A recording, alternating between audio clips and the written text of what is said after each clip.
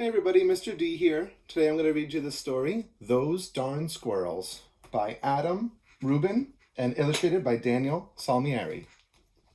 Those Darn Squirrels.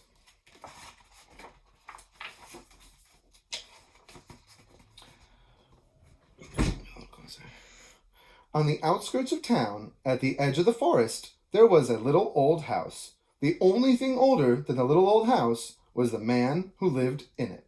Old Man Fookwire. There he is on the edge of town.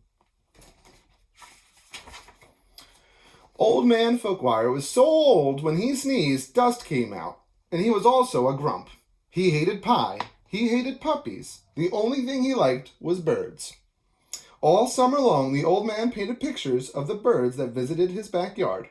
There were whirly birds and bonga birds, baba birds and yaba birds, even a rare flugel bird came by once or twice. Fookwire's paintings weren't very good, but the birds never said anything. When the air turned crisp and the leaves began to change color, the old man grew sad. He knew that soon the birds would fly south for the winter, as they did every year, and that he would be lonely. Then he had an idea.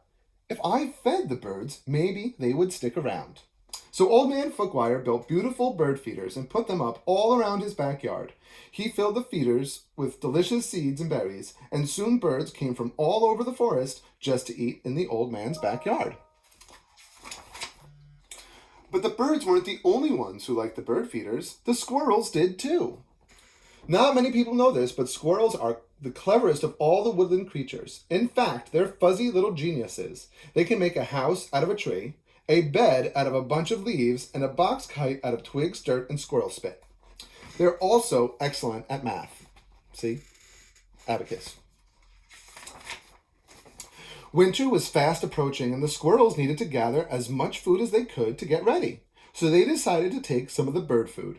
The birds were not happy. Neither was Old Man Fookwire. When he discovered what had happened, he shook his old man fist and yelled, "Those darn squirrels!" He filled up the feeders again, but this time he hung them from a clothesline.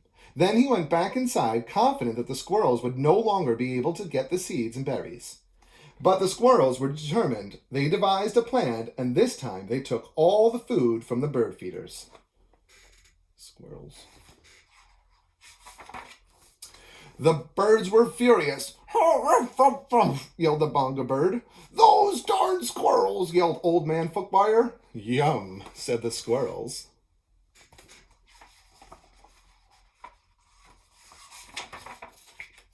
Now it was Old Man Fookwire's turn to devise a plan. He went to the general store to get supplies. He bought lasers and clamps. He bought wires and springs. He bought all sorts of tools and built a veritable fortress around his bird feeders. Then he refilled them very carefully. "Na, na, na, na, na," shorted the flugel bird. The squirrels stayed up all night working out their strategy. They drank cherry cola and ate salt and vinegar chips to help them stay awake. Finally, they had it, the perfect plan. They put their tiny little helmets and prepared to launch themselves into the air, over the fence, between the lasers, and onto the bird feeders. The first squirrel misfired and hit a tree. The second squirrel went too high and landed in a bucket. The third squirrel sailed clear over the house. The birds laughed and laughed. They each had one last delicious mouthful of seeds and berries from the old man feeders. Then they flew south for the winter, just as they did every year. "Zzz," said the flugel bird. After the birds left, Old Man Fookwire was lonely, just as he was every year. He fixed himself some cottage cheese and pepper, his favorite snack, but he was still lonely. When he looked out the window, the squirrels could tell that he wasn't happy. "Go away," shouted the old man. "I don't like you squirrels."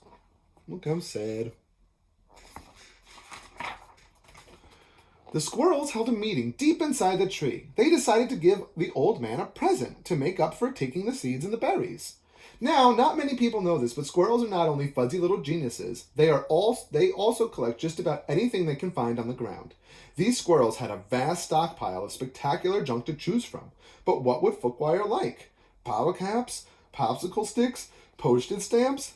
Finally, they had it, the perfect gift.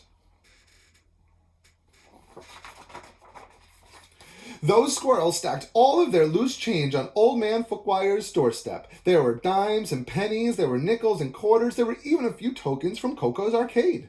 It all added up to $47.36 plus a few rounds of skee-ball. Maybe you squirrels aren't so bad, Fookwire said when he found the coins, but I still like birds better. This gave the squirrels another idea.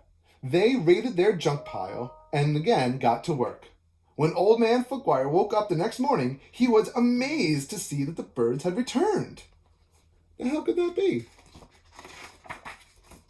But wait, those things weren't birds, they were squirrels in disguise. Great googly moogly, said Old Man Fookwire. This will make quite a painting. He ran outside and took down the lasers and the wires and the spring-loaded trapeze. He turned all the bird feeders into squirrel feeders, and then he painted till his brush ran out of bristles. Look at those squirrels. The squirrels were so overjoyed they had a party inside Old Man Fookwire's house. Those darn squirrels, said Fookwire, and he shook his old man fist and smiled. The end. Well, I hope you guys enjoyed the story. I really wanted to read this one today because my mom got it for me for my birthday. Yeah, thanks for watching. Bye now.